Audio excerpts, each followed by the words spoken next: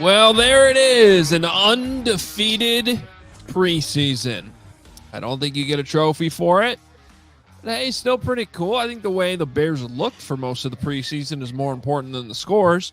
And we will break it all down here on your CHGO Bears postgame show. Adam Hoge, Mark Carman, and Greg Braggs Jr. here with you tonight. A little bit of a late night edition. And as always, CHGO Bears preseason coverage is presented by Ray Chevrolet. Shop the new car clearance event all month long by visiting Ray Chevrolet in Fox Lake or raychevrolet.com. They've been serving the community since 1963. Together, let's drive. And let's drive towards 60,000 YouTube subscribers. There's a small chance we could get there tonight. I don't know how many people are still hanging out tonight, given that was an absolute snoozer. Even Ryan Poles was caught yawning there in the last 5 minutes or so of the game. But if you're here with us tonight, we are a Bears show. We are here pretty much every day. Literally, it has felt that way for the last month for 3 of the 4 of us on the show, including our producer, Steven. And we want you to subscribe. We want you to hit that like button, and we are going to keep the coverage coming, even though the preseason is over. 2.5 weeks now until week 1. Let's get to 60,000. Maybe we can even do it tonight. At least hit that like button. Last week, we were able to go well over 1,000 likes on the show. Guys, what do you think? Can we do it? We can do it. We will not be going to bed until it's done. So, I mean, if Velus Jones can gain 100 plus yards, if Tyler Scott can look like Jerry Rice or whoever you want to, whatever praise you want to heap on 10 tonight all over the field, we can get to 60,000, Hogue. Okay, that was insulting to Jerry Rice. Please take that back. I mean, it was a not very catching tough catches.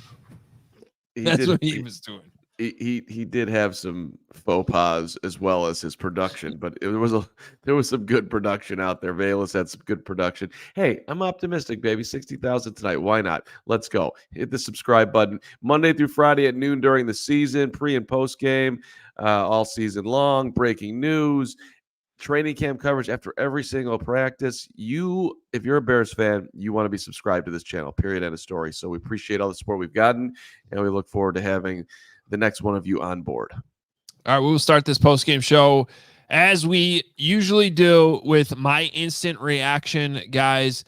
I'm going to try to stay a little bit more big picture tonight because that is kind of what this is all about with the roster. I will share my 53-man roster a little bit later on in the show. But my biggest reaction is that this is a tougher exercise, and this is tougher for Ryan Poles and his staff. You look at a couple different position groups. And for me tonight, kind of going through it, I really was struggling with the defensive backs. Like there's a lot of good. You could argue they're 14 deep with their defensive backs, with guys that can play in this league, can be on 53-man rosters around the league. Reddy Steward, pick 6, your guy Braggs. I mean, that looks great. I don't think there's a spot for him on this roster, and you just got to hope he clears and goes to the practice squad. That's the kind of guy you want on your practice squad, but that's a good sign going forward. You're going to have to make a tough decision at linebacker. You're going to have to make a tough decision at defensive end, I think. You're going to have to make a tough decision in your offensive line, and that was not an insignificant injury that happened tonight with Larryborham Jr. getting carted off. Severity still unknown, but that, I don't know, depending on how you look at it, either major decisions easier or made it tougher.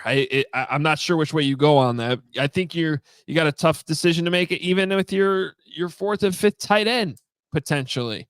How Velus Jones shakes out in all these things.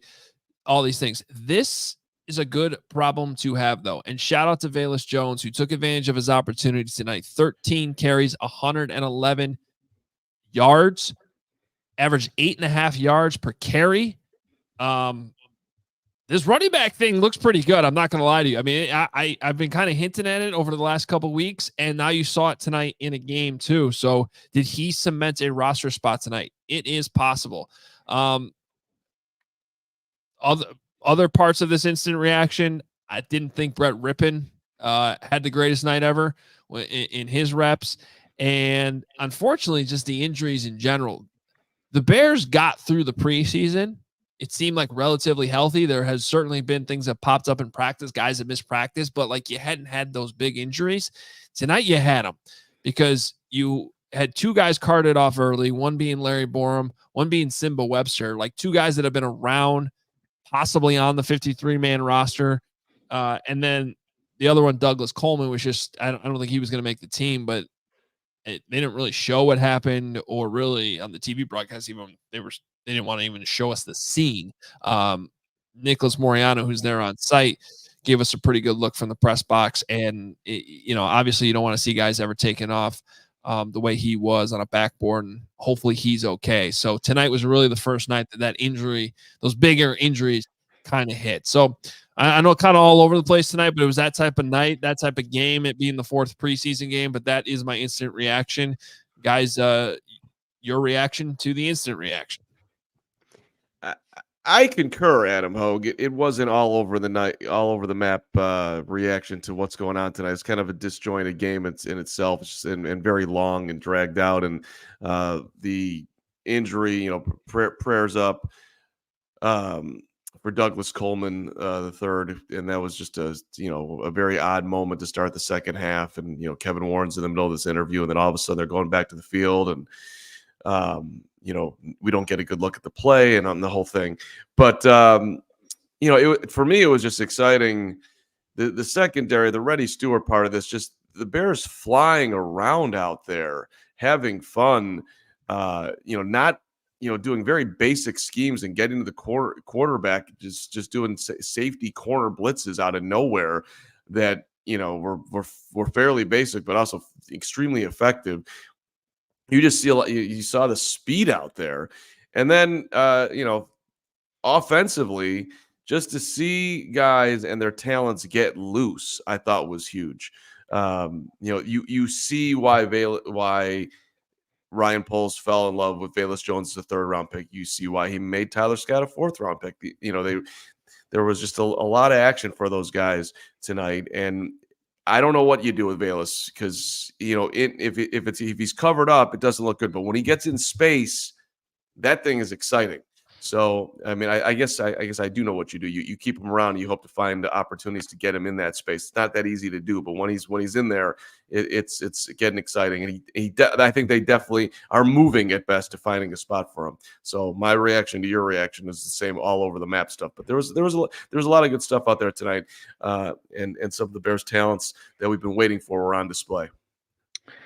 Yeah, for me, it just, to your point, Adam, about the tough decisions that Ryan Poles will have to make. He is in uncharted territory right now. Chicago Bears preseason this year, 4-0 on the 4 games. Scored 21, 33, 27, and 34 in all 4 games. 115 points for the Bears, 47 for their opponents. 2 touchdowns here at the back end, or the point differential would have been, I think, like 82. It ended up at 68 point differential. And you can say, it's preseason, what does it matter? They're playing vanilla defense. Well, what it speaks to is depth. That's what it speaks to, because most years here, these last few years, that point differential, those score totals would have been flipped in reverse against the Bears because they didn't have enough depth. And so now you saw them here throughout this preseason flex that depth that they're starting to build here. And it's noticeable at a lot of different position groups, as Hoge noted. Secondary probably being the one that's most noticeable. And as we talked about last week on the last post-game show, the quarterback room. Tyson Bagent is a player. Credit to you, Mark Carman, for being the first one last summer to try to tell people this. It is a reality. He can play. And to have him as your backup quarterback, I am not interested in trading that guy for any kind of draft pick. You finally have a quarterback room that looks as healthy as it does, and you want to try to chip that away for a draft pick? Not me. You got to keep that quarterback room as strong as it is. Look at what that team in Wisconsin's done for 3 decades with quarterback rooms. I want to try to be like that here going forward, and I think Ryan Poles does too. You just have so many different things. That wide receiver room is going to shake out a certain way. Props to Velus Jones and Tyler Scott to play through all the way to the very end, the final whistle, essentially. It seems like both those guys will make the roster. Throughout the game, I was like going back and forth. I'm like trying to understand if Velus Jones is actually on the roster bubble or not. We've been discussing this for a few weeks now. At this point now, I feel like he's not at all. And so I don't know really where to take that. But if that's the biggest question that I have for this roster at this point, that means this roster is looking pretty good. Daniel Hardy needs to make this team. I said on the pregame show, and everybody wants to laugh because I bring up Terrell Lewis from last year. Oh, well, he didn't get picked up by any other team. I don't care.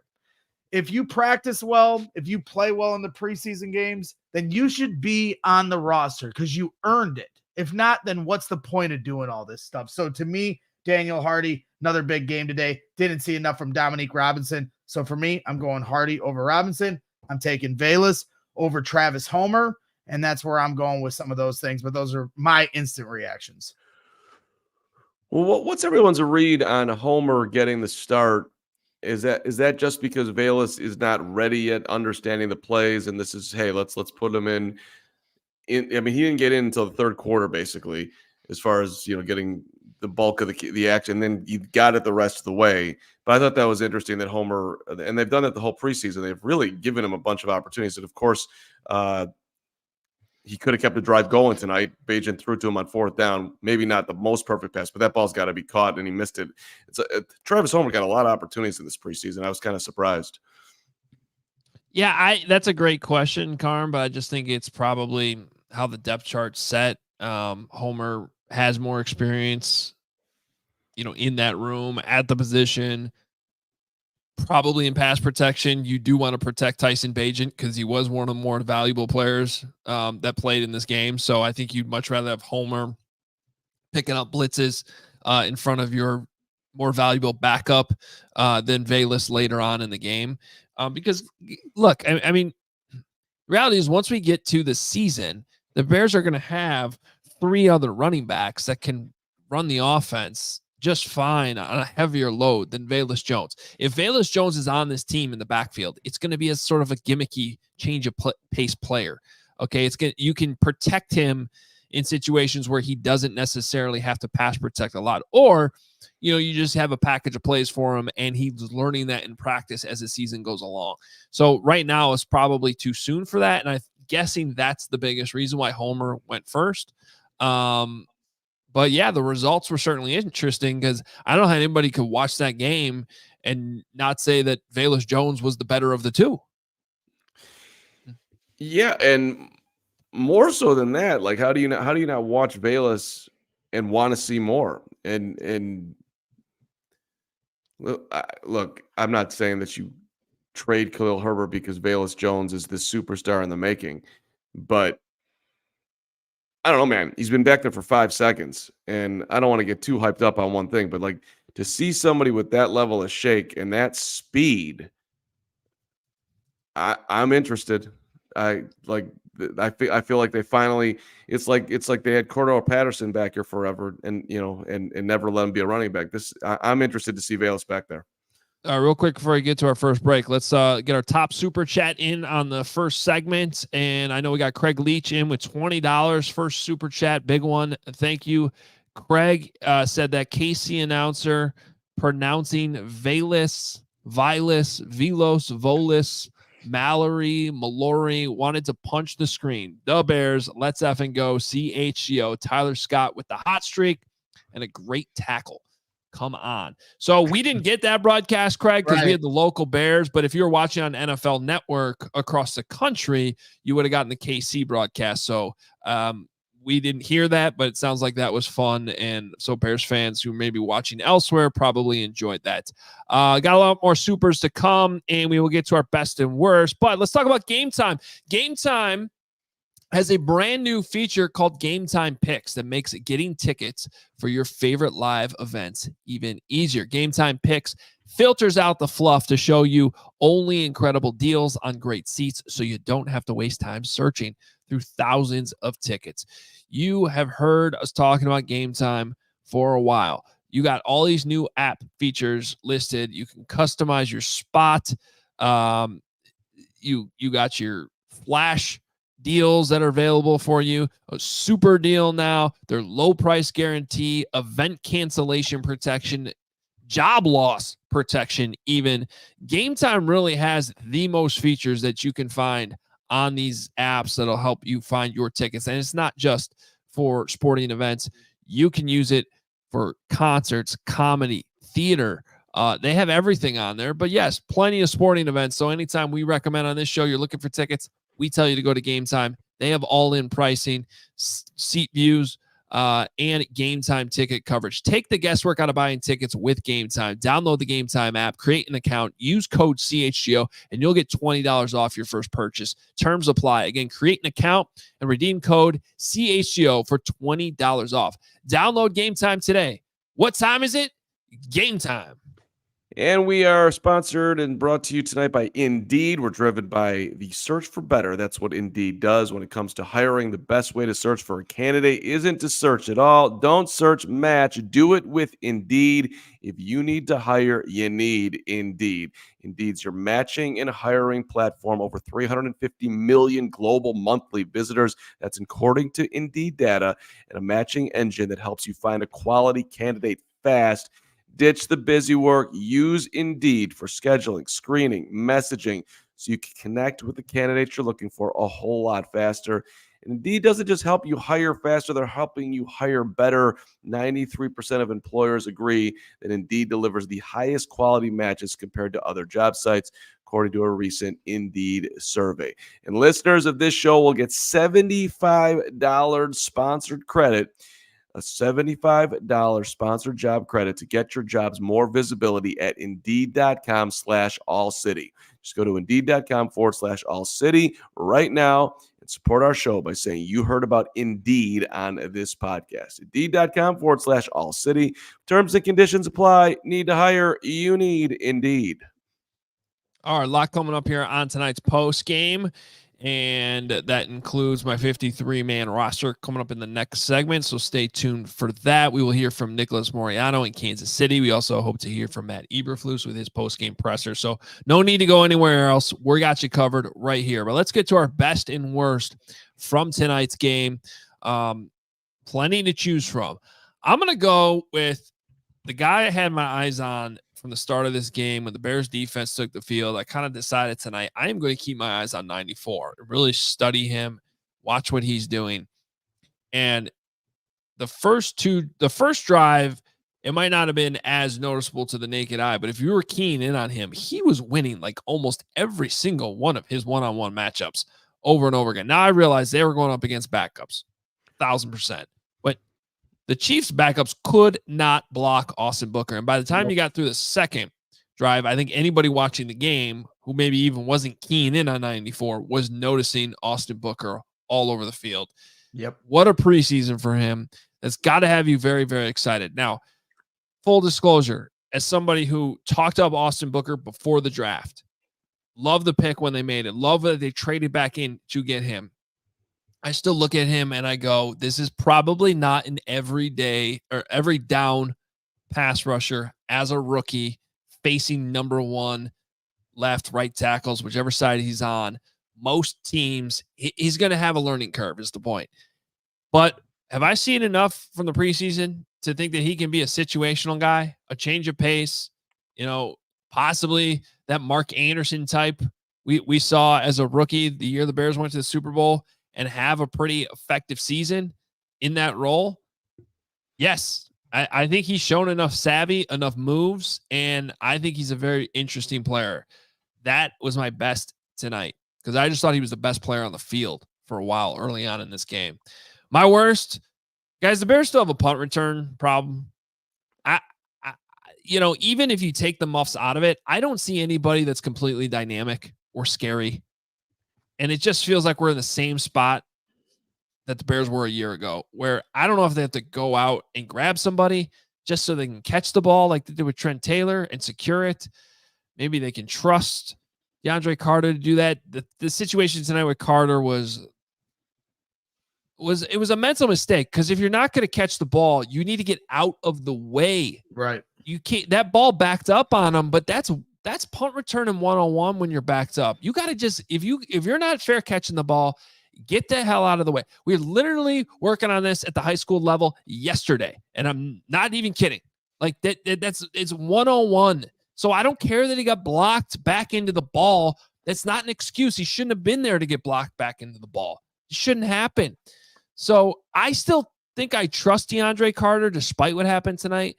But I just go back to what I said before. And there were too many of these situations throughout the preseason. And even if you take out the bad situations, do you guys feel like any of these dudes are dynamic and really that scary? And I'm just like, how are they still here in this spot 3 years into this? It just feels like a fail so far. No, I don't feel like any of them are a threat. Josh Blackwell was the only one that really, to me, felt like he did it with any fluidity, but I wouldn't have defined him as a threat. You brought DeAndre Carter in for this specific reason, and he's made more than a few mental errors. He had one a couple weeks ago where he didn't field the punt, and then it rolled inside the 10, and he should have fielded it. And that's a sense, that's an awareness thing, like you said, and then he's not getting out of the way there. He's after the fact arguing with the refs, all that's bad awareness, so yeah. Not good. And I know people will continue to bring up Rome Odunze. I think probably there's more fans that would prefer him to not return punts than the otherwise, but then the more mistakes that you see these other punt returners make are going to make people be like, oh, what about Rome? No Rome Odunze. He didn't return one punt during the entire preseason. Now you're going to have him return punts week 1? I don't think so. And people keep bringing up Dante Pettis. I get it. He did it 2 years ago, but he was the guy that you had to bring in as a last resort when Velus Jones couldn't do it 2 years ago. And people are forgetting he had a muff putt this preseason too. He's also not healthy. He got hurt this week, and he's not dynamic. Look, at this point, who can go back there and do what they did last year with Trent Taylor? You're unless you want to completely roll the dice, which they're not going to do, and people will yell me off the set right now. But you want to try to go dynamic. Hey, Velus, you want one more shot at this? You look so good running the football. Can you return a punt? They're not going to do it, but like that's your best option right now if you actually want to try to have a dynamic guy back there. I'll give you one thing though. If you trust Rome to at least catch the ball, one of your options that you could do is put him back there and say, unless you have daylight all over the place, fair catch it. No, Hoge, don't. They can't hit him. Dude, the last camp I was at, he dropped 2 in punt warm-ups. Well, that's why I said if you trust him to catch it. I've seen him drop 3 at camp, and in one day he dropped 2 on 2 straight reps. And then you don't even have him try in the preseason. You've had him out with the punt return team at practice every day. And then preseason comes along and you don't give him 1 rep in real live bullets. No way. If they put him out there week 1 and he drops 1, I'm not blaming Rome. I'm blaming the coaches. No one has looked good doing it all training camp. Tyreek Stevenson was hopped up to do it. I watched him. It wasn't good. They don't have it. They do not have a dynamic punt returner. Is that a huge problem? I don't think so. But it'd be great if they did. Yeah. All right. Carm, best and worst. What do you got? So I'm going to because I'm going to shout out Velus throughout the whole show. I'm going to leave him out my best. I'm going to give Tyler Scott some love here. The Bears need a 4th wide receiver. And yeah, there was points tonight where if he was elite, jump ball down by the goal line, he makes that catch, holds on to it, secures it, takes the hit. So he's not all the way there. But seeing him get as open as he did easily, plus the fact that in addition to catching the football, he's making plays on special teams. He's getting his helmet ripped around and staying out there. I mean, this guy is 5'7", 150 pounds. He's got a certain toughness to him. They asked him to play. I don't have the snap count for him, but he was out there a ton tonight, and he kept going and going and going. So I thought it was a phenomenal night for 10. So Tyler Scott, you get my best tonight. And you just the DeAndre Carter, I'm making him my part of my worst. It wasn't so much that it was the play itself sucked, but it was also he just was going to have a lengthy conversation with the official rather than just saying, like, I can't believe I messed that up. Run off the field, take your medicine. Yeah, that is a BS play. You're getting blocked into the football, but you can't be there. So you can't put yourself in that position. You can't put the Bears in that position. So it was just that whole thing right there. It's like, man, you're being asked to do one big thing for this football team. You can't do that. So I'm glad, obviously, it happened in a preseason game and nothing that mattered. But that was a frustrating moment the most frustrating moment of the night for me. Greg? Yep. Yes, sir. My best goes to Velus Jones, and not for the 111 yards or even the cutback touchdown. Those were impressive, but things that I know Velus Jones is fully capable of when he gets into the open field. The thing that I really was watching were the things inside the hashes, the way they challenged him running up the middle and seeing how he's going to hit the hole, follow his blockers, ball security.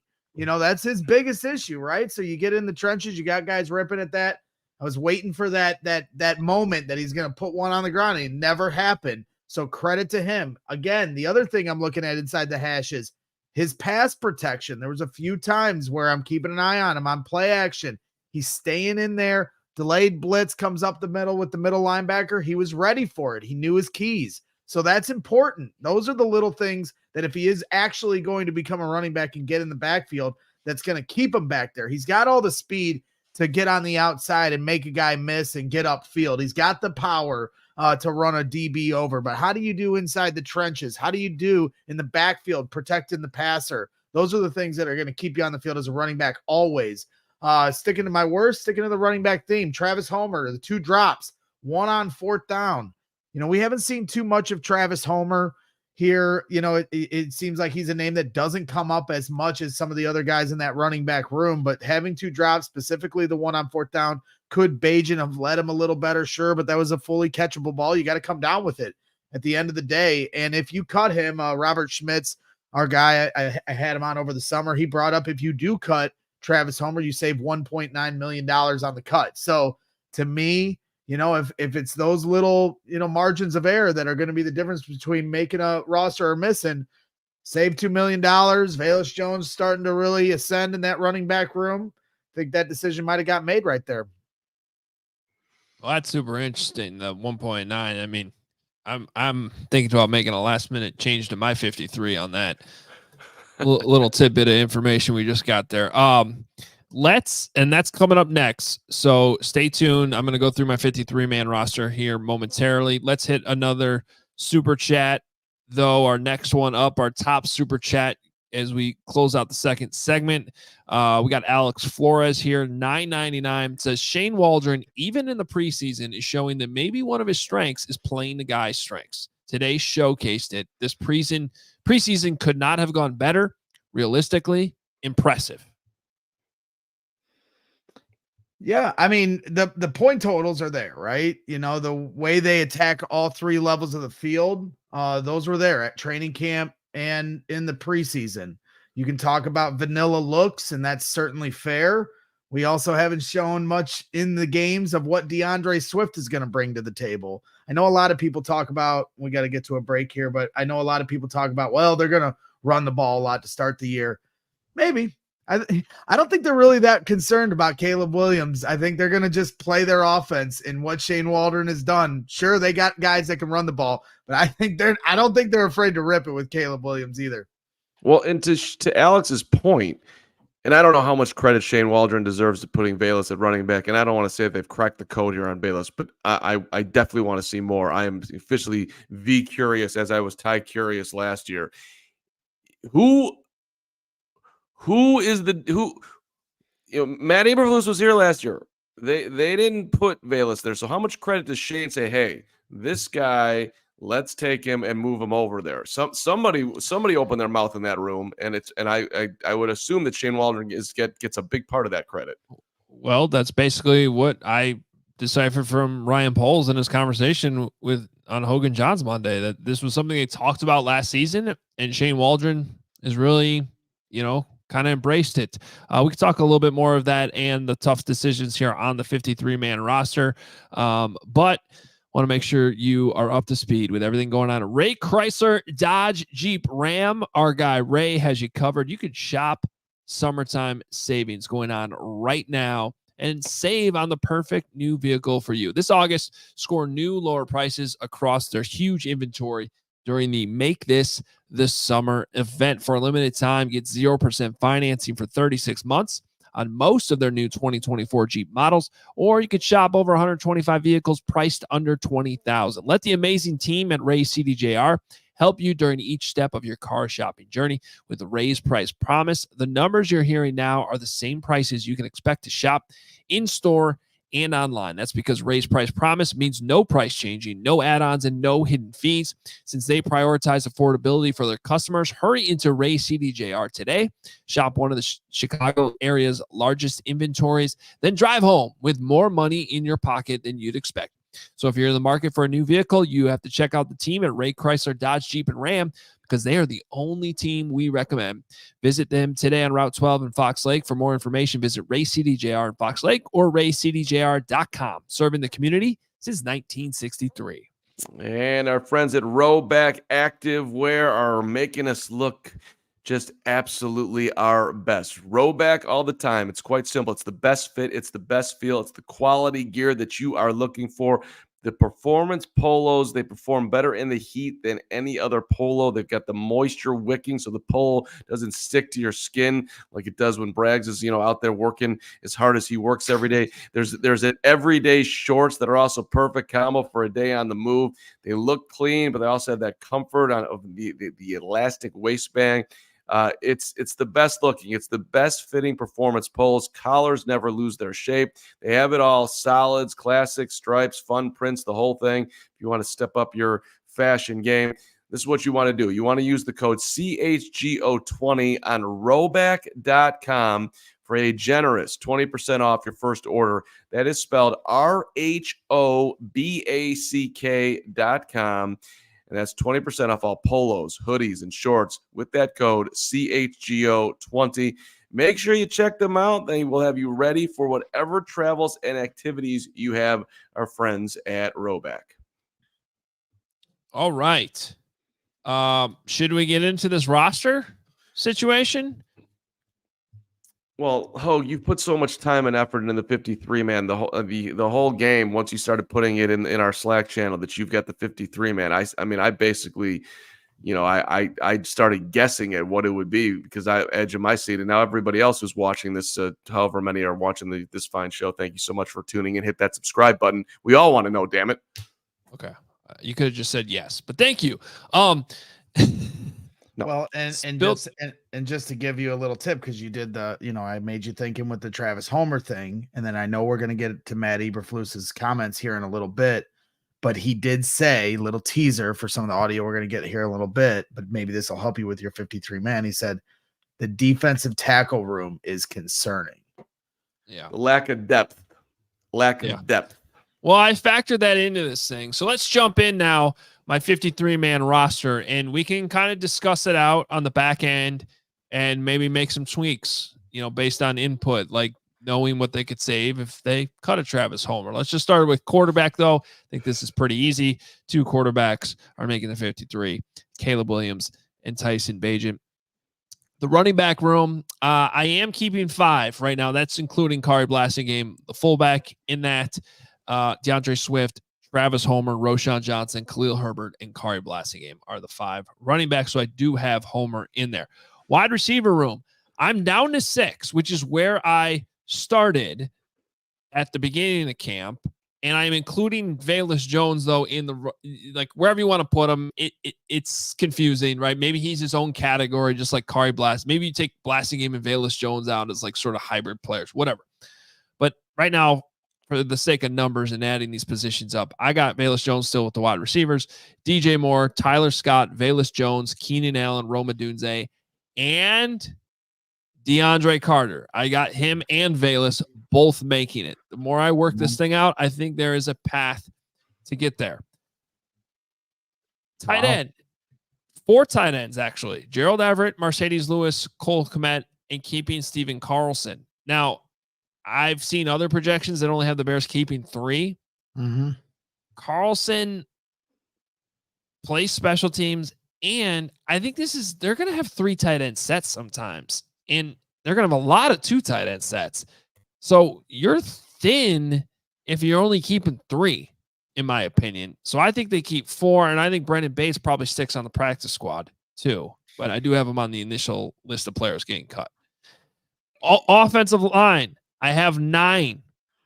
Darnell Wright, Nate Davis, Coleman Shelton, Braxton Jones, Ryan Bates, Karan Amey, Tevin Jenkins, Matt Pryor. I think if his situation got solidified, I think he was probably going to make it anyway, but with Larryborham out, you're going to need Pryor now as possibly your swing tackle. And then this is a name we have not talked a lot about. Jake Curran. I have him making the 53. This guy played with Shane Waldron in Seattle, and the same type of reason I have DeAndre Carter making it. Coaches need to trust these guys, and I think there's a level of trust there.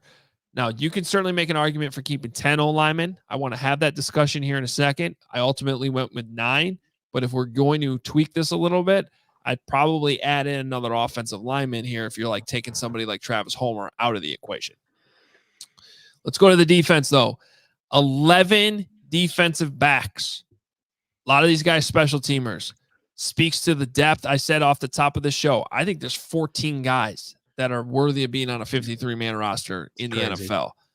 Okay, but the guys I have making it ultimately, Jalen Johnson, Kyler Gordon, Jaquan Brisker, Jalen Jones, Elijah Hicks, Greg Stroman Jr., Tyreek Stevenson, Kevin Byard, Terrell Smith, Jonathan Owens, and Josh Blackwell.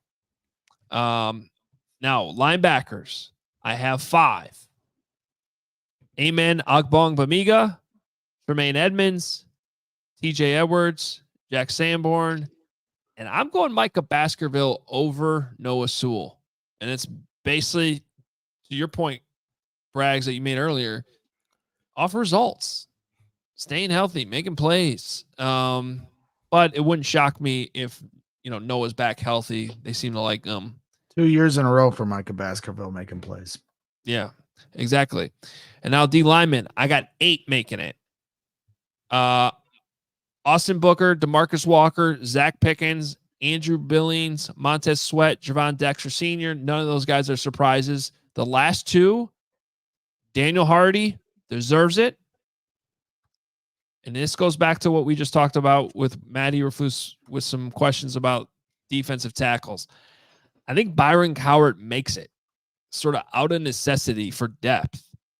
And it wouldn't shock me, though, if that's an area where somebody from the outside ends up coming in. And maybe he's not there a couple days after final cuts. But that's who I have on my initial 53. Finally, 3 specialists, Cairo Santos, Torrey Taylor, Patrick Scales. Now, I will go into some of the things that you can massage this and make some changes. But before that, anything stand out that you guys want to react to right away? My biggest quibble is with the defensive backs. I don't know. I think Reddy Stewart's got to be on this team, and it's a tough cut. But either Greg Stroman Jr. or Terrell Smith's got to go, or Josh Blackwell. Terrell Smith's not going anywhere. Yeah, he's your number 1 fill-in at outside corner immediately, and he's pretty good. Well, then it's going to be Stroman or Blackwell. For who? For who? For Reddy Stewart. As I like Reddy. Yeah, he started the training camp making plays. He got first team reps when Kyler Gordon was out in the slot. They like him a lot. So he starts training camp strong, finishes it with this pick 6, 2 interceptions tonight. But I just think he's a practice squad candidate in the making. I mean, that's likely where he's going to be if I had to bet, but I don't think you have your best 53 then. That dude has a phenomenal sense of getting his nose to the football. He's been doing it all preseason. This is an under the radar. Ryan gets a ton of credit on Reddy Stewart. If he's not playing now, he's going to be playing at some point. You He's can't a make ball the go ahead. Yeah, he's a ball hawk. That's Yeah. what he's got a nose for the football. He keeps his eyes in the backfield. He's in a good way. And you could see it on that first play before he had the interceptions where he made the nice break on the ball and the tackle, how his reaction time is good. And so I said, I want to, as soon as I saw him make that tackle, I'm looking for a Reddy pick 6 tonight. And he almost got 2.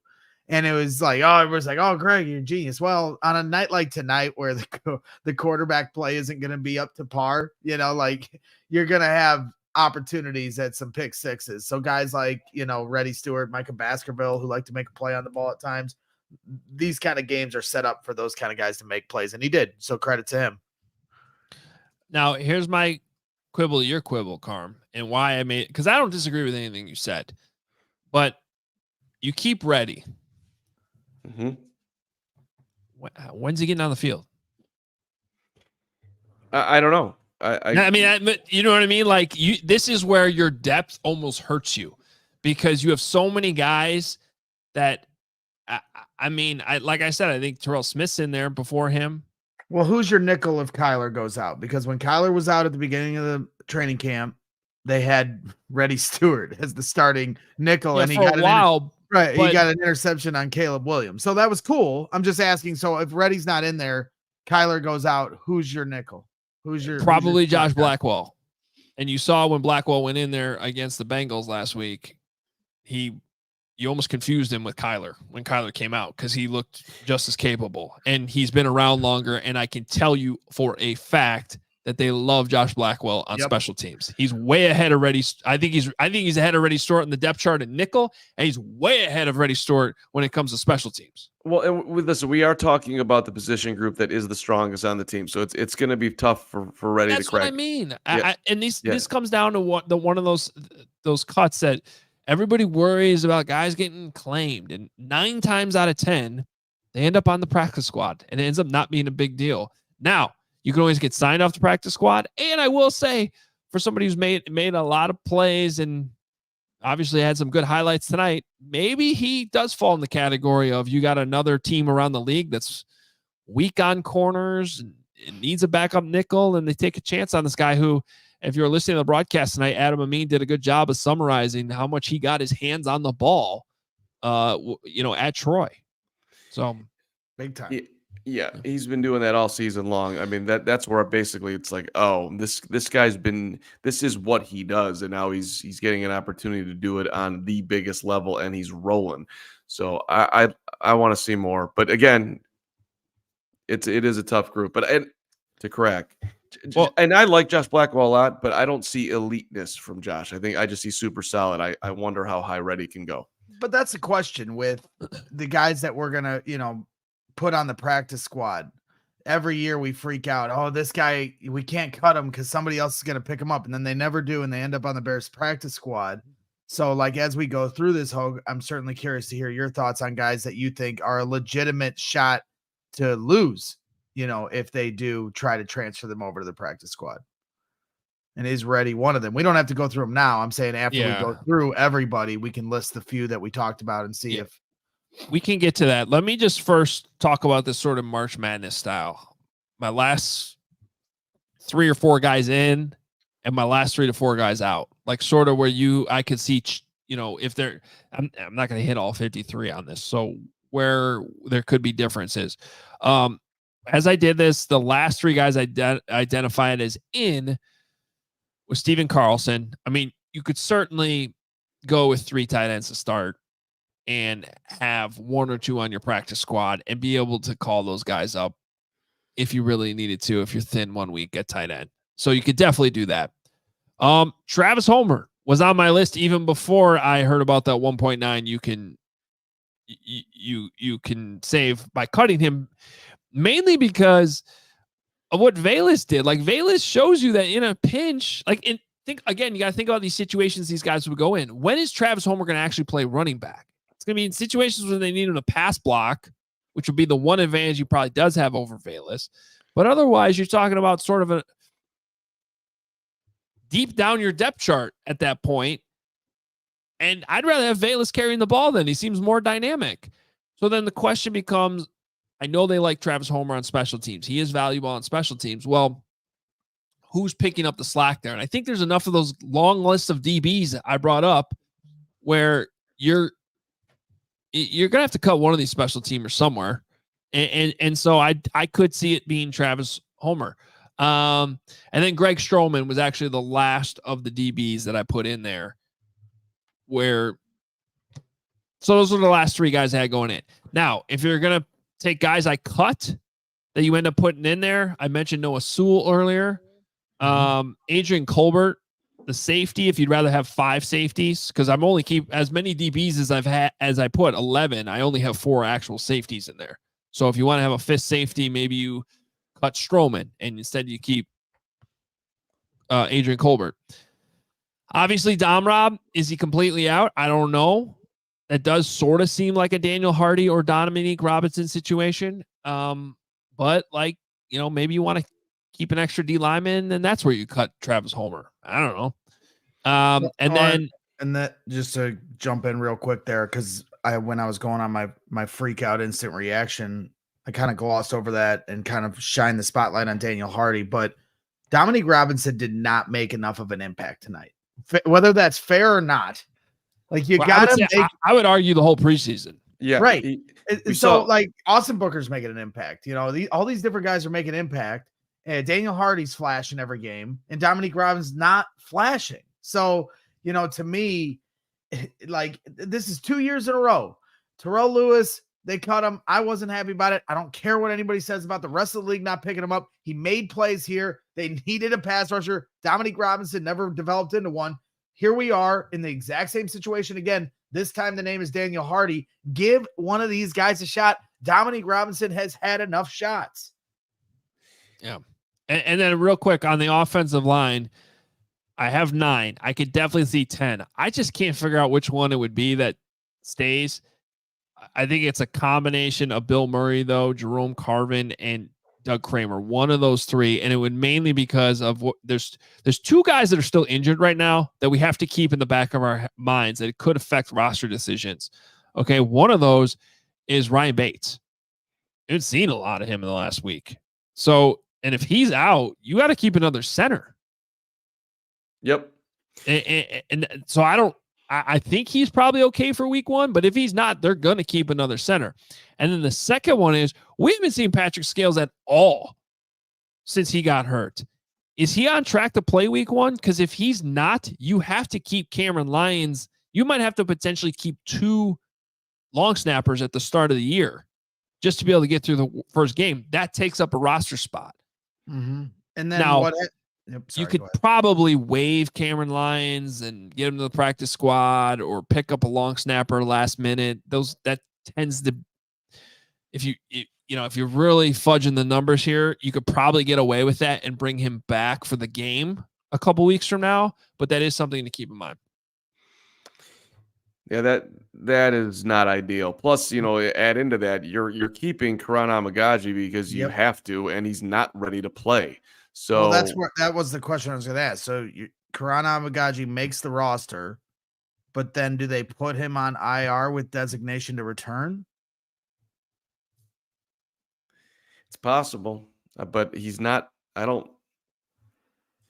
He's not.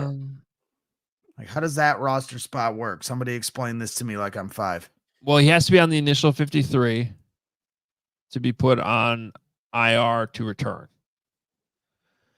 And that's another spot where you wonder about what happened tonight with Larryborham. Like when we talked to Ryan Poles on Monday, he was sort of hinting at the fact that they're going to be patient, but they do think he's going to have to play at some point this year.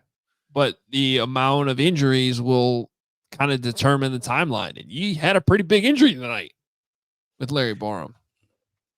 No, but if he's got to be on the original 53 though to even go to IR, so he has to count as a guy.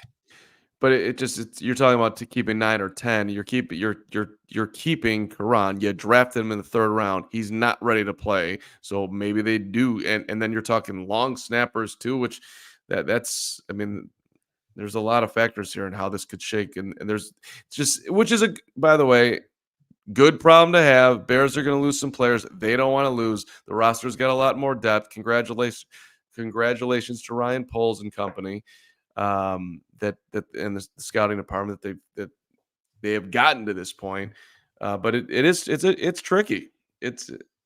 There's some moving parts here that they would not have chosen, obviously. And Airjair says in the chat the hand was forced with the Borum injury, I'm afraid. Which possible. Yeah. All right. Well, we are unfortunately entering this lull of 2.5 weeks between this game and the game that actually matters. However, we'll keep the excitement up, Greg, by getting people excited for what's to come the morning of the first game. Yeah, I'm excited. Everybody better be ready to come to our tailgates here. We're going to be doing tailgates just like last year. The official CHGO tailgates, the best in the city. No question about it. At the corner of Wabash and Cermak with our guys over at the Chicago Bears Tailgating Club. Last year, every single one of them were a hit. This year, we're going to be for every single home game. As I said, tickets are available on allchgo.com/events. So you can get all your tickets. I know people that have tickets literally to every single one already. Our girl Crystal, she's got tickets to every single one already. So shout out to Crystal. So I just saw somebody in the chat earlier say they got their tickets for the Patriots game. Make sure you're coming over to our tailgate. Presented by Miller Lite. We're gonna have good food, good vibes, good drinks. Week 1 last year was an absolute madhouse. Good drinks. Cheers here. And so you just never know who you're gonna run into in this lot. Carman ignored us on that, by the way. Yeah, cheers here. Yep. So as I said before, go to allchgo.com/events for details, and you can get all your tickets there because it's just going to be a lot of fun, and you're not going to want to miss it. And people always ask, are you guys going to be there? We are always there. We always come. These guys, they got to leave a little early for the pregame show, so you got to make sure you get there early enough so you can hang out with all of us, throw some bags. But this is what we do. So make sure you hang out. Go to allchgo.com/events. Can I quibble one last thing on the roster here, Hoge, that we didn't bring up before we move along? His name is Big Dog, Mercedes Lewis. No, you cannot interrupt to no. You telling me that he's the third best tight end on this roster? Yes. Oh, okay. Dang. I disagree. Man, you would think Carm, as the resident old man of CHGO, would stick up for his fellow old man of the Chicago Bears, but he didn't. He just totally bus tossed Mercedes.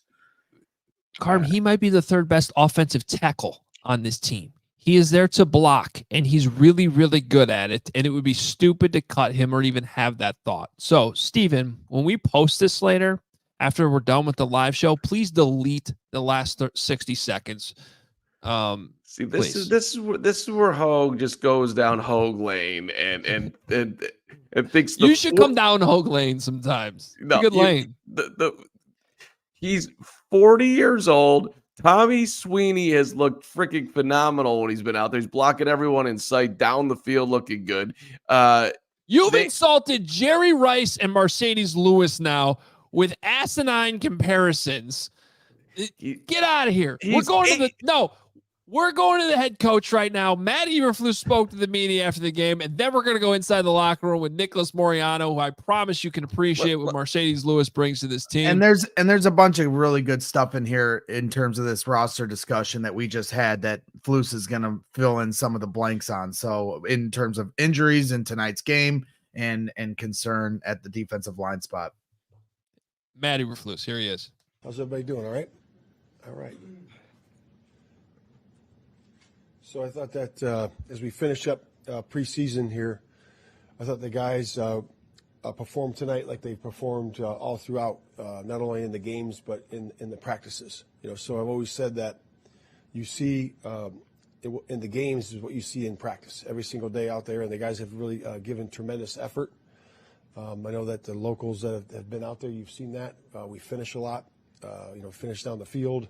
And the reason we do that is because we're trying to get ourselves in mental and physical, elite condition. And we are not there yet. So we're getting better. We're getting close. But that just shows you at the back end of the roster, the guys bought into that, and that was what you saw tonight. So some really good performances by a couple guys. Velus Jones obviously had a couple nice breakout runs, but he doesn't do that without his offensive line, and the perimeter blocking. Obviously, Velus is very fast and did be able to, turn it into a touchdown, but did a great job with that. T. Scott did a really good job. He had 6 catches, 99 yards. Obviously, Reddy did a really good job.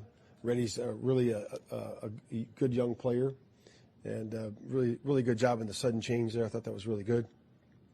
In terms of injury, I don't have anything for you in terms of with Larry. Larry is just an ankle right now. We'll get some scans on that tomorrow. In terms of Simba, same thing with the groin, and then 33 with the knee. So we'll figure that out as we go. Going into it. But again, overall, I like the way the guys played. I really appreciate their efforts. And with that, I open up to questions.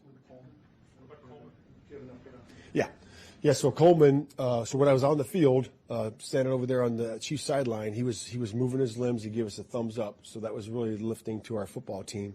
But I don't have anything more than that. He's at the hospital right now being evaluated. So that's all I have for him. With Davis Jones, playing late into the game in the 4th game is usually not a great indicator of someone who's out to making the team. This is a guy who's learning a new position. So where are you guys coming from in terms of why you wanted to see him today and late today? Yeah, I mean, when you have your roster the way it's set up, we have, moving him to that new position, we wanted to see all the reps we can at that position, protecting, going out on routes, running the ball the way he did. So we wanted to get another look at him, and he put a really good foot forward today. What do you think? What have you seen from him in the last 2.5 weeks since you moved him to the position? And when it's time to sit down and decide what you want to do with him, how do you weigh the fact that this guy's been only doing this for a couple of weeks? Yeah, you have to weigh that in, but I think he's picked it up well. Chad Morton's his coach. I think his coach has done a really good job. Jennifer's been working with him on the side too, and I think both those guys have done a really good job of partnering with Velus and putting his best foot forward. And really, you see some of his explosive. He's explosive. He's got good lean mass. He can knock it forward. So he's done some really good things. You're concerned about your depth right now, defensive tackle. You've got, Pickens has been out. Yeah. You don't have a lot of experience after your starters and Zach. Yeah, it's not as strong as deep as you'd want for sure. So there is a concern there, and we'll be looking at that. As we go. I know Cowart's done a nice job in there. For the limited time he's played, today and then before, and in practice he's looked good. So, we have some options there, but we're definitely going to look at that. How would you assess the 2 foot? What do you think of Bagent today and just his preseason in that role? Yeah, Bagent's been good. Bagent's been good. And I think the training of all those quarterbacks. You think about Kerry Joseph, Shane, all the guys that are in that quarterback room have done a really good job of training those guys in the system that's new. So you can see those guys going through the progressions. It doesn't matter if it's Reed, if it's Rippon, if it's Caleb. The guys are being, taught and drilled the right way, and it's really good to see throughout the entire thing. I always tell the coaches, I said, I'll see what kind of coach you are when there's the guy that's trying to make the team and he's doing things right, and he's going through his progressions and doing things the right way, our way, and not making mental errors. That means you coach them up the right way. So that's really a tribute to the coach and the player. But yeah, they've done a nice job. You always put a big emphasis on takeaways, obviously. What did you see from Reddy's 2 picks, especially the pick six? Yeah, just to step in front of him. He did a really good job, in that particular coverage down there. You don't want to back up, and he didn't, and did a really nice job of moving lateral in front of the pass lane and stepped in front of the one down there in the red zone. The other one was just generated by the pressure. So it was good. When you sit down to look at how many quarterbacks you want to keep, what role does the new emergency quarterback will play in your thought process? Yeah, it does. If you got some good ones there that you feel that could fit that spot, you definitely could do that, and it's an important part. And we feel really good about all of our quarterbacks. They really put some good tape out there, and they've done a nice job. Reed, he plays the whole second half, does pretty well today. He seems to have it himself pretty preseason. Mm-hmm. Is there a world where you can keep 4 guys and 1 or 2 end up on the practice field? Yeah, I'd keep 6 or 7 if I could, but yeah, we'll decide that as we go. We got a few days before we get to make that decision, but it's a good problem to have. On the batch, the punt return with Carter, did you get any information of what happened there with him? Yeah, so he was just trying to block, the gunner, and the ball, just had great English. It didn't go anywhere, so and then he ended up getting blocked into it, so Well, I can finish that answer for him. So get out of the way. That got cut off there, but I guarantee you he went on to say, so you got to have great awareness. I'm going to use my flucism. You got to have great awareness there, and you got to get a little bit more depth in front of you so that the ball doesn't check up on you and hit you from behind. I guarantee you that's what he said. I think he was about to give him a pass because he knows that that he's their best option. And they're just going to have to DeAndre Carter. It's going to be DeAndre Carter. Get ready for it, Hoge. I'm okay with that. I mean, that's kind of where my head was at anyway, with Carter as the punt returner, Velus as the kick returner. Yeah. I think that's where we end up in this whole thing. It's not like Carter dropped that ball. Right. And that was a really good spin. Now I'm defending him, but that was really good spin. That ball, you guys remember that 7-iron I hit today, right in the middle of the green, and it just like stopped 3 inches from where the ball mark on the green was? I mean, that's basically what that punt did. I don't remember. I have no recollection of anything that happened from the 5 hours that we were together today. All I know is that I wanted out of there 3 minutes into it. Hey, that was interesting though, right? That he flat out said it. Yes, I'm worried about our defensive tackle depth. Yeah, no hesitation. And then he mentioned Byron Cowart. So I think Byron Cowart's probably. Well, and here's the thing: something he said there at the end, and we'll go to Nick here too, who is inside the locker room. They do have some time here. You have the weekend. You don't have to start making cuts until last year. I think they made some of the veteran moves, like PJ Walker was on Sunday, but the actual deadline isn't until Thursday at 3 p.m. Central. So you're going to see trades. You're going to see things go down here in the next few days, and maybe that's an area where that happens. All right, let's bring in Nick, who is inside the Arrowhead press box right now, looking as good as he always does. He was just in the Bears locker room. And let's start with Tyler Scott. Nick, I know you talked to him. I was not expecting to see as much Tyler Scott tonight as we saw. The Bears did end up a little bit limited at the wide receiver position, and I think that sort of explained it. Did that come up with him and in terms of how much he played, and how did he feel about his performance?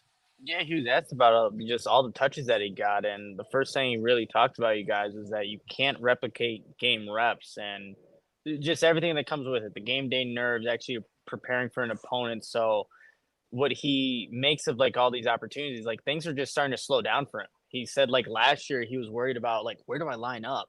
And now this time he's not worried about that, but more so okay, who's defending me? And now what's the adjustment I have to make based off the coverage? So, and I think you saw that just how he's playing.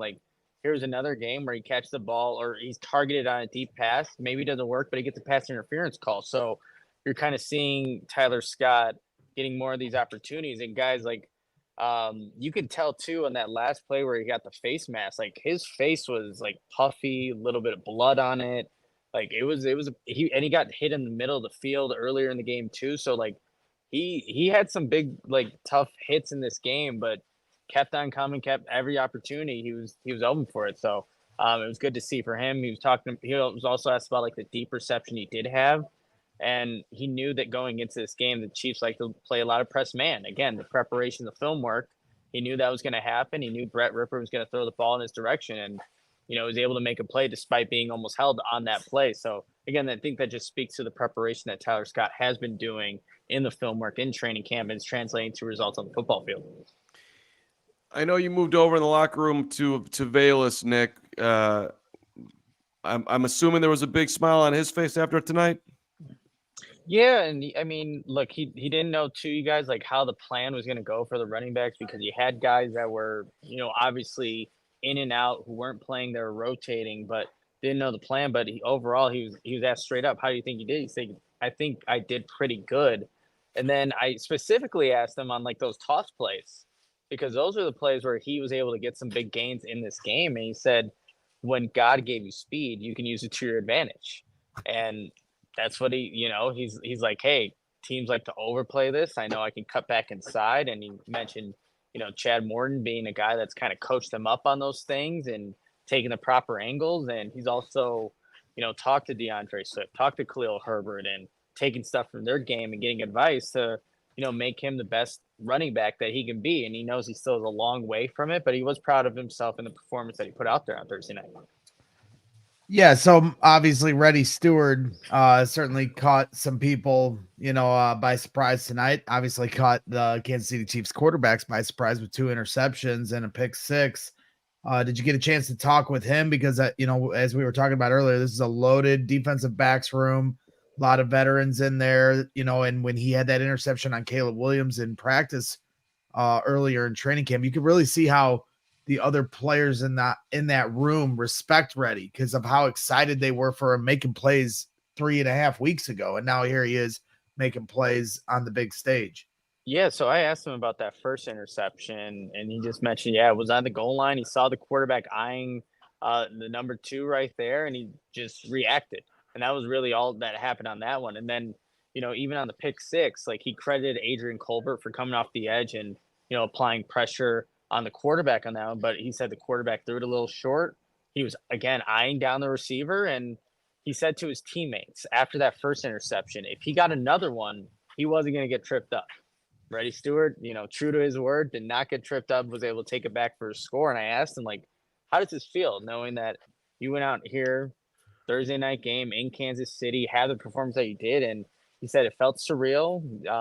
He was just out there playing, but still at this moment didn't even know if it felt real then. And for a guy that's obviously undrafted trying to make the team, and he also mentioned this is a new position for him. Nickel corner is not what he's used to. So to do that and, show those big time plays at the goal line, at the pick 6, I think that's again, shows the credit to the coaching staff for developing him and then also putting him in position just to make plays.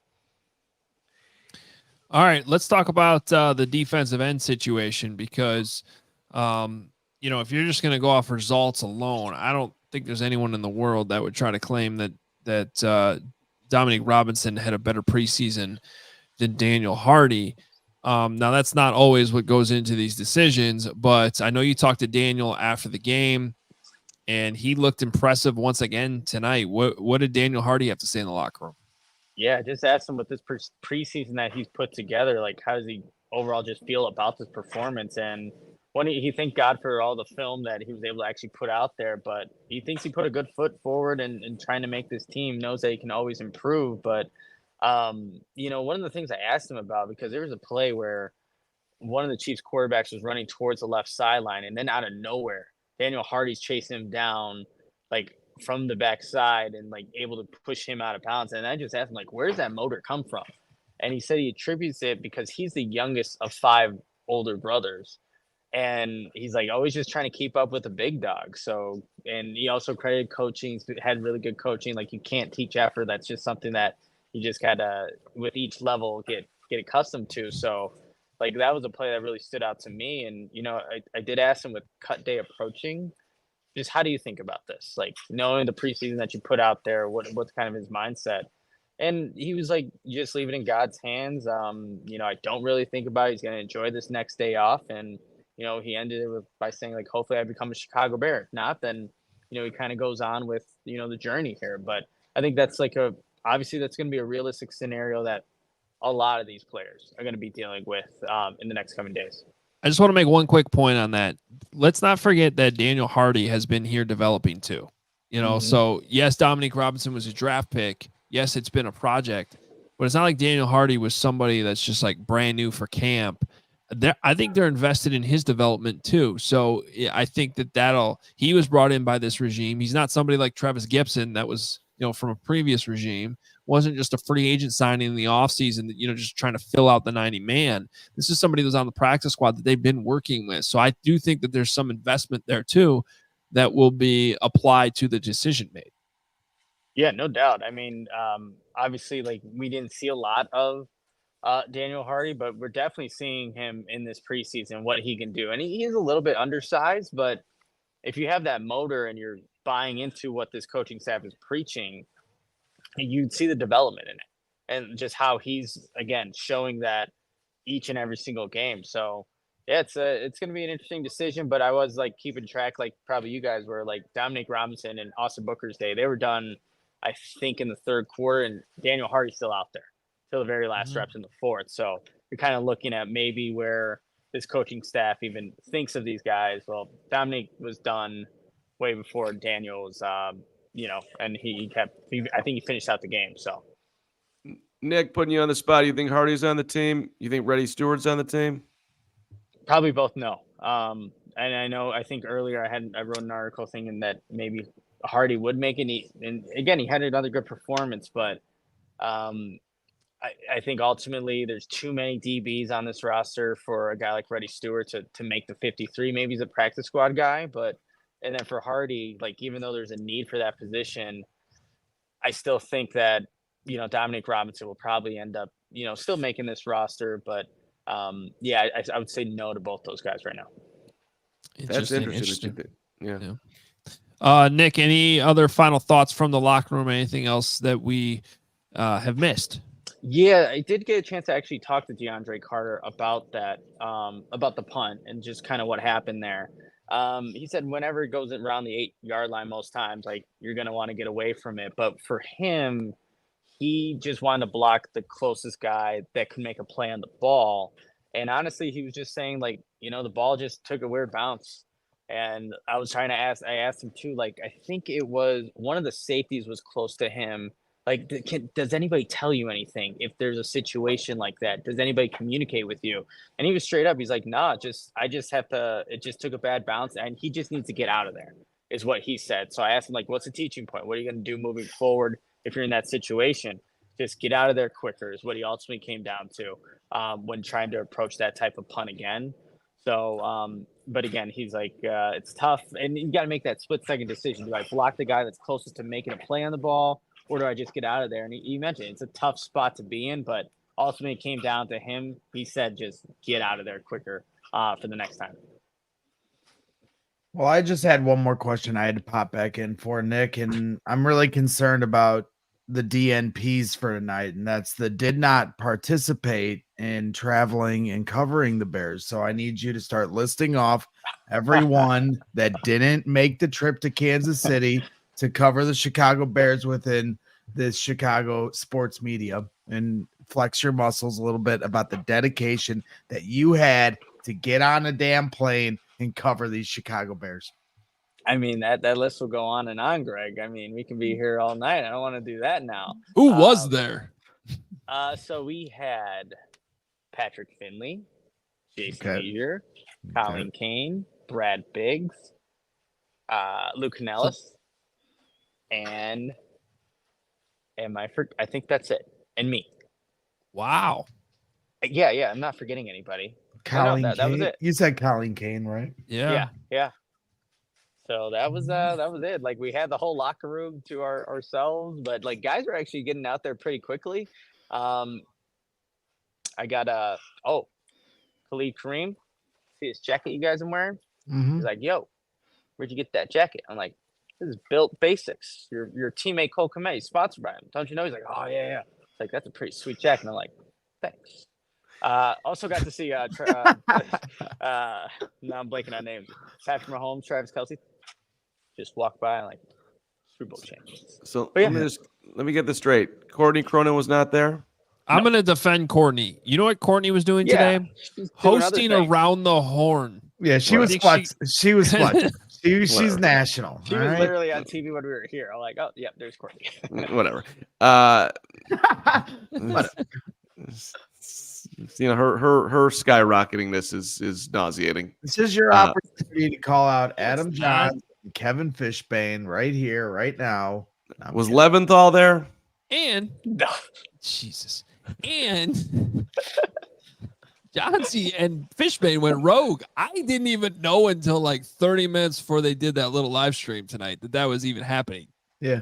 They go live they went live in the third quarter, and Hoge was tweeting about it. I was like, oh, Carm's gonna be furious that we're not going live right now in the middle of the third quarter. No, that was all them. I think it was a great idea, and also I'm guessing that it was 90% based on that they want their entire Friday off and didn't want to have to do a podcast tomorrow morning because I'm gonna be at the golf outing.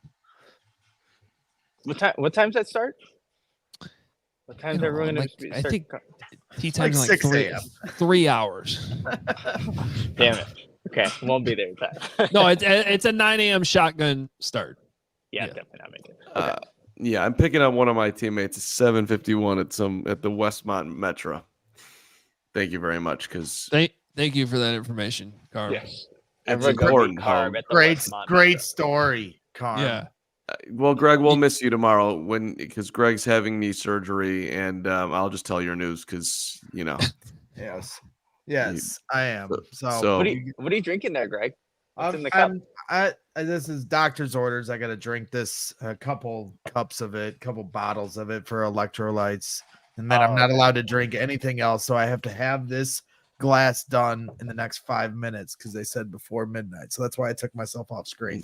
Another doctor is also prescribing that he has to drink something every day for the 12 Dr. Peppers that he drinks every day. It's true. It's true. Yeah. All right. Nick, great job Bye, out Nick. there. Appreciate it, you guys. Appreciate it. We'll see you. I wish I would have asked too real quickly. We saw a bunch of the carts coming out tonight. That's the one thing you definitely don't want to see last preseason game. So I don't know if Eberflus even touched on that in the presser. He did. When there. He did.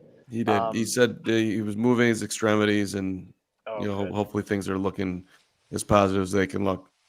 Jeez, yeah, scary scene. I mean, seeing the cart. I don't think I've ever seen the cart or different versions of a cart come out that many times like I did in this preseason game. But that's the reality of football. All right, Nick, travel home safely. We'll be looking for all your coverage on allchgo.com. Also, our social channels at CHGO_Bears. And make sure you're following him as well at Nicholas Moreano. Thanks, Nick. All right, you guys. See ya. All right, we will wrap things up here tonight with our super chats and all the ones we got remaining. Again, we're on our quest here for 60,000 subscribers. Please hit that subscribe button if you're here for the first time. Somebody's been here for basically since the start. Our guy, Mark Gauthier, $9.99. He's up. It doesn't matter if he's night games. He's across the pond. It's 4:38 in the morning, and that was when he sent this probably over an hour ago. Hopefully Coleman is going to be okay. Scott had a scary moment with the face mask. Velas looking good. 4:38 a.m. and up with you guys. Like and subscribe. If Mark can do it early in the morning in England, you can do it wherever you are. Please hit that subscribe button. Please hit that like button. It's free, and it takes zero effort. Yes, and Mark, get a tea time set up for when we're coming over to London here in a couple months, please. We were talking about that this morning. Yeah. You were talking about that. I'm not golfing when I go to London. You can go play. I'm not gonna lie. Even I don't really have much. 0% chance I'm golfing. Arizona in November, maybe. Hell yeah. London, yeah. Unless we're taking a train up to Scotland, then I'm in. Michael Renouf, $1.99. Kevin Warren is my sleep paralysis demon. The Warren interview was he is doing a nice job of trying to fold himself back into just good stead with all the politicians, and it's a process and all this is going on. Kevin's doing the best he can here. They caught a tough break there with the Coleman injury too. Yeah. I mean, it was awkward. We got to go to break, and then they come back from break, and oh no, this is actually a very serious injury. We got to go to another break. I'm guessing Warren was probably somewhat emotional about that whole situation too, just sort of knowing him and how much he seems to care about the players. So that was unfortunate timing and out of everybody's control. Yeah. Bradley Haas, $4.99. Hassy. B-Rad Hassy. My guy. Hassy is how you say it? Yep. Stood up at my wedding. I stood up and Hassy. He's a good dude. Why is that the first time you've corrected me on that? Because I've definitely been saying that wrong forever now. Well, Because he wasn't paying attention like I wasn't paying attention at one point, and I apologize for that moment in at time. one point, at many points. Yeah. Or because Greg's an assy. Settle down, ferret. Parrot. Drink your drink. You look like a ferret right now. You got 4 minutes. I look like a ferret? Yes. I thought he was talking to me. I feel like I look more like a ferret right now. Ben Wonderlick, $9.99. Feels good to have some depth. Going to be hard to cut this team down to 53. Was it just me, or did we see a potential Cordell Patterson 2.0? And Velas tonight, bear the hell down. Can't wait for September 8th. It looked good. It was against backups, but it looked good. I like what I saw. Great minds think alike, Ben. I said the same thing about Patterson. That's awesome. Samuel Gulai, $5. It's very unrealistic, but if a team like the Giants or Raiders offer a third for Tyson Bagent, would you take it? No, we wouldn't, because Tyson Bagent's Tyson God. Next up is Hugh Harlan, $5. The next 17 days can't go fast enough. Bear down. Well, it's essentially 16 days now. So that's true. It is 16 days. We're down to Austin Reed, baby. In Nuku. In 3 minutes, 16 days. Matt Nuku, my hero, my guy. Hey, Nuke. guys, I know it's just the preseason, but the squad depth seems very deep. Love the coverage as always, guys. Happy Friday Eve. Bear effing down. Nuku, I miss you. I love you, and you're my hero. $199 from Michael Testa. Thanks, Michael. Farming Bear with $20. Farming Bear, so good. Says, I feel like Kramer's going to make it on the inside. Karan not be ingredients to D sucks. Okay, No, that was not me slurring my words. That was me slurring Farming Bear's $20 super chat. What is that supposed to say? He's got bad ingredients, and he's not cooking well, and that's why Karan is scuffling. I think that's what it is. Farming Bear, don't give up on Amagaji. He'll Karan Amagaji you. Another $4.99. Carm Hoge looks like he's on bourbon tonight. Be careful. Hoge has been a little feisty tonight. He's a feisty Hoge. Farming Bear, I love you, man. You can't accuse me of being on the bourbon and then have that super chat you just had a second ago where nothing was spelled correctly. Farming Bear can do whatever he wants. I'm with you, Farming Bear. I got your back. You're Farming Bear. Yeah, you can. If you $25 worth of super chats, we love you. All right, Alex, $199. Biggest surprise and disappointment of the preseason?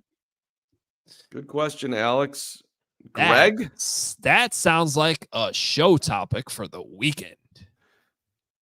Great idea, Alex. We'll do it on the weekend for you, because we're all tired and have no idea how to answer it right now. I think we give that 48 hours of thought, Carm, and after Saturday's practice that you and I cover so brilliantly, where probably nothing will happen, we instead do the show on that exact topic. I love it. Daniel Hardy, and then Dominique Robinson. Boom. Bada bang, bada boom. Okay, and that's the show. Robert Lee, $5. Can you guys take a few minutes and just talk about me? I'll do it for you, Robert. Jordan voice. Okay. Give it to me. The thing about Robert is that he's consistent. You know that when you have a show, Robert's going to be there. Robert's going to have thoughts. Robert's going to support. And when I come out of the locker room, I know that I got a guy in Robert. Thank you, Robert. I actually did sound like Jordan a little bit there. That was good. MJ's coming on the show this year. I don't know how. I don't know when. I don't know where. I'm just going to have it. It's just going to happen. Zachary Hilborn, $4.99. Assuming Velas makes the 53, does he have over under 400 all-purpose scrimmage yards? Over, damn it. Probably over with the kickoff rule, I would think. Yeah, I mean. That's it. That's an interesting. He averaged 25 yards a kickoff, kick return last year, Zach. So if you do that one game, 17 times 25, Greg brags, you're already over 400 yards. Right, Greg? You can do math. I wasn't listening to you. Yeah, I wasn't paying attention to the math either. 425. One return of 25 yards a game. Thank you very much. All Greg heard was 420. All right. Everybody always thinks I'm high on these shows. So you say that, and then they think even more so that, and I'm not high. I haven't smoked weed in 3 years. I'm not high. I'm not drunk. I'm not high. I'm not drunk.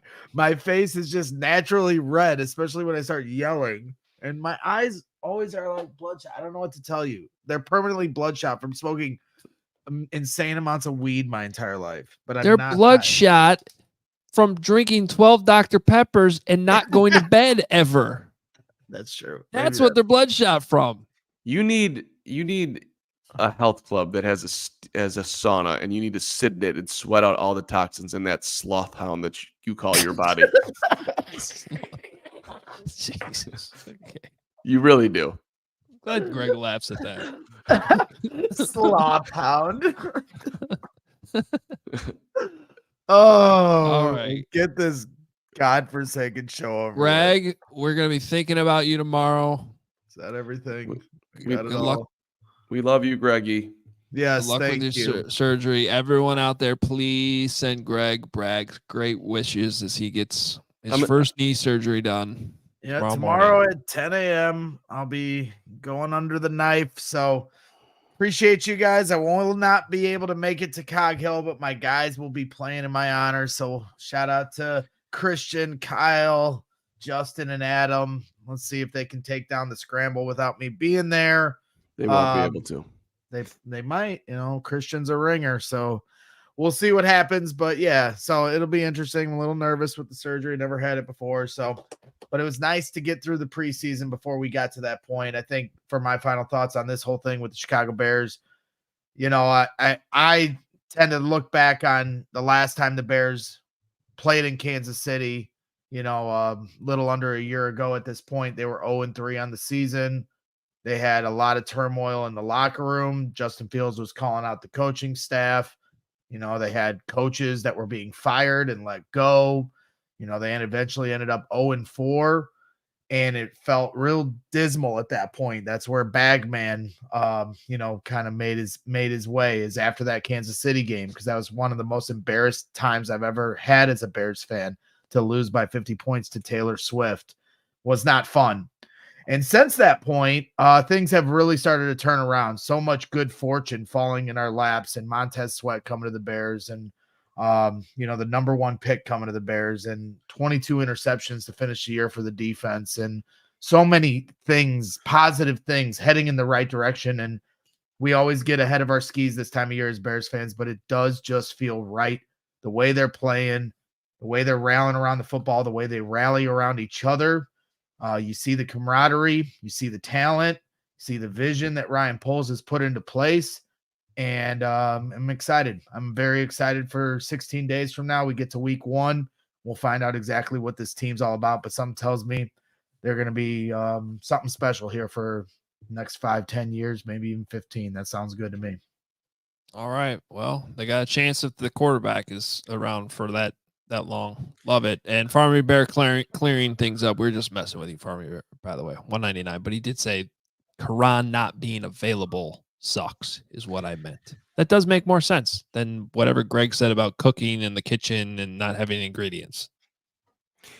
Greg, what did I say? I think I said that. Zachary Hill. Oh, Carm. I'm sorry. I said Greg. Yeah, Carm said that. We're one and the same. We are not one and the same. No. No, you're not at all. Zachary, also 199. I'll get you some medicine from Sunnyside, Greg. Yes. And to everybody who's asking, yes, it's true. Carm Notes in its full form will be coming back in the regular season. When we're remote like this, it's unfortunate, but we're not.